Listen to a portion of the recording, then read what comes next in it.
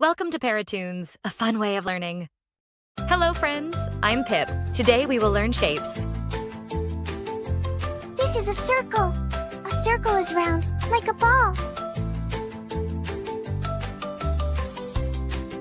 This is a square. All sides are the same, like a window.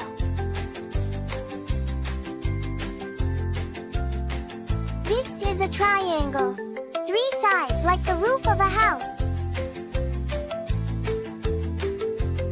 This is a rectangle. 2 long sides and 2 short sides, like a door. This is a star, bright and shiny like the night sky. We learned circle, square, triangle, rectangle, and star. Great job! See you again with Pip for more fun learning. If you enjoyed this video, please like, share, and subscribe for more amazing content.